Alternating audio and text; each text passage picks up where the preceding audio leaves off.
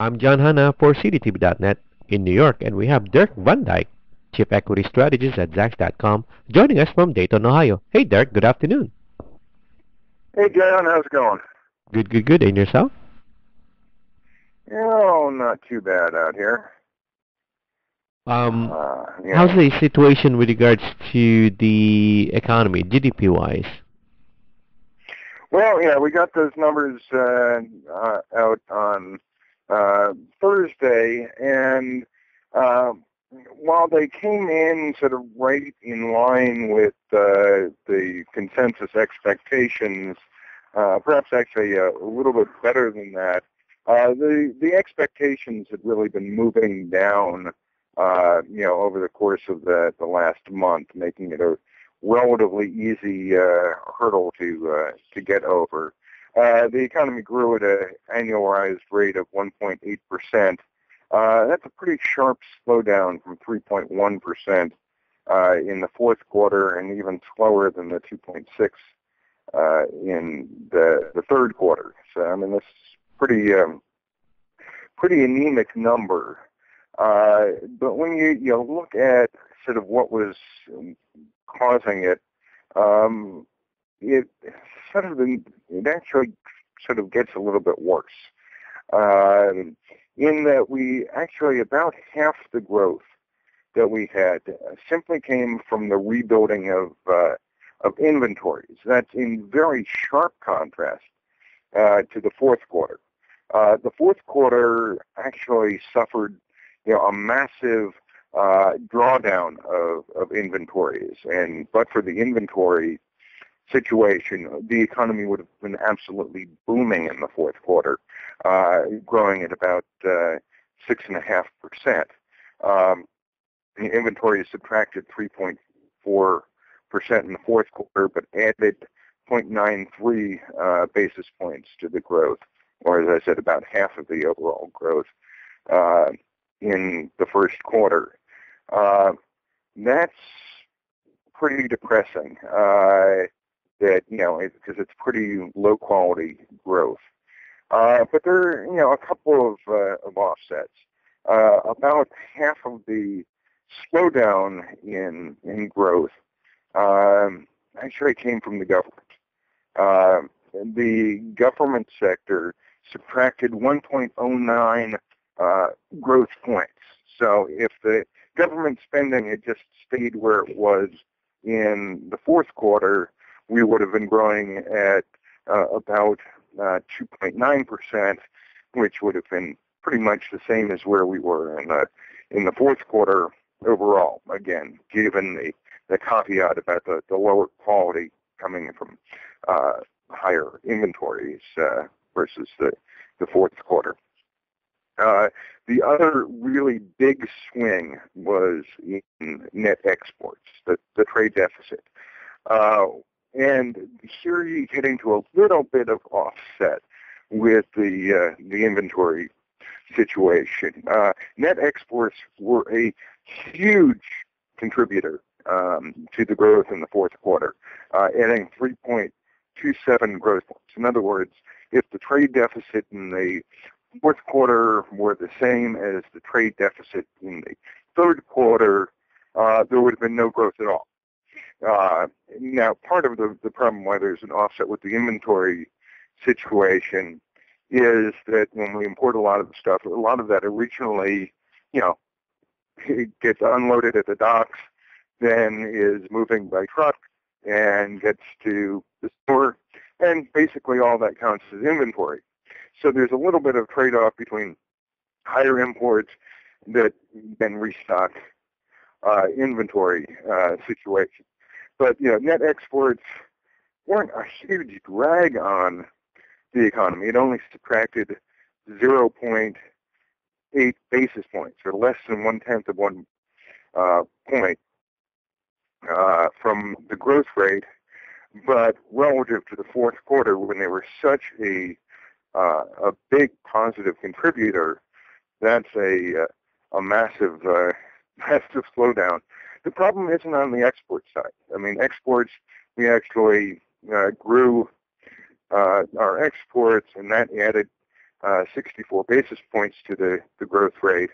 But the imports also grew, and they were subtracted 72 basis points. So on balance, you have this small drag from the trade situation. And this is why I keep on saying the trade deficit is a bigger economic problem than the budget deficit. And, you see this. The trade deficit got bigger, and it slowed down growth.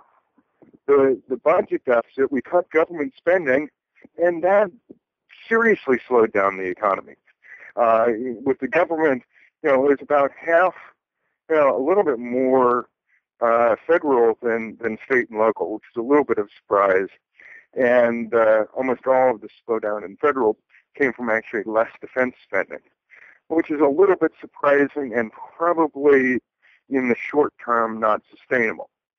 So looking ahead to the second quarter, we'll probably get a bit of a make-up spending in defense, and that should probably boost growth a bit. The consumer, which is, obviously the biggest part of the economy, slowed down a little bit, but was basically at a pretty sustainable, healthy level, adding 1.91 growth points. Now that's down from 2.79 in the fourth quarter, but it's better than the third quarter. So that was, solid but not exciting, the consumer contribution to the growth. In terms of investment, fixed investment was kind of a non-story in that, it only added about, less than 1/10 of a point to the growth, and a big slowdown from the fourth quarter when it added 80 basis points. And, again, spending on equipment and software has been quite strong. That added 8/10 of a point to growth, but anything to do with construction was just plain awful. Some of that might have been bad weather in the quarter, but the underlying fundamentals for housing, how many times have we gone over that? But also on the non-residential commercial construction side, very, very anemic, and that was actually the biggest drag, subtracting 63 basis points from growth, from investment in non-residential structures. We got a lot of vacant office buildings. Why build more? You got a bunch of vacant strip malls. Why build another strip mall? Now, this and residential spending have been down so long that putting from here, pretty much anything's going to start looking like up. And I suspect we'll get a little bit of an improvement from construction later this year. But let's not break out the champagne. It's just bouncing off the bottom. So by and large, it was kind of in line with very subdued expectations. The quality of the growth wasn't great. We are starting to see the effects of all these austerity measures in overall economic growth. And, that's very clear. State and local spending subtracted 4/10 from the overall growth rate by cutting spending. And that just simply is not helping the overall situation. So, hard to get that excited about this report one way or another. Again, a bit disappointing because, heading into the year, there were a lot of, expectations that growth was really starting to pick up, that, we had a great fourth quarter and, starting to get some momentum on the earnings side. But then we've gotten these setbacks, the lower government spending, the stimulus coming out of the economy, is definitely acting as a drag on the economy. The higher gasoline prices are feeding into our higher trade deficit, and that is also putting a drag on the overall economy. Now, it's not enough to stop it and throw it into reverse in a new recession, but it's not enough to really make it feel like we're back on track again. We're sort of stuck in this sort of pseudo recovery, and that's going to mean that unemployment is going to take a long time to really come down. Unfortunately, in Washington D.C., nobody seems to care anymore, and all the pressure is on how much spending can we cut, and that's most of the economy, and it's going to make it harder. All the talk at Bernanke's news conference, he just kept on talking about inflation, and all the questions were about inflation. Well, if you fight inflation, at least in the short term, you're going to slow the economy. That's just one of the classic trade-offs there, and inflation, outside of gasoline and to a lesser extent food, just isn't a major problem in the economy today.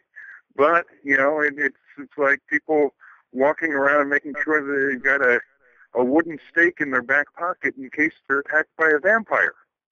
You would say that those people are insane. That's my same attitude towards these people who say we're about to break out into hyperinflation simply because oil prices are headed higher.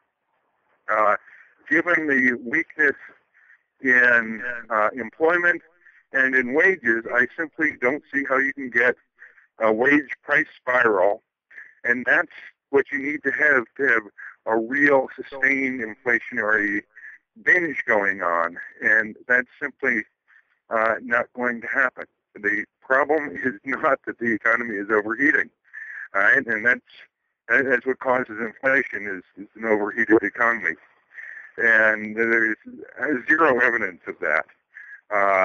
We need to raise the heat in the economy and get people back to work, and once people are back to work, they'll have income, and they'll be paying income taxes, and that will help bring down the budget deficit. But we seem to be having everything backwards in the overall discussion these days.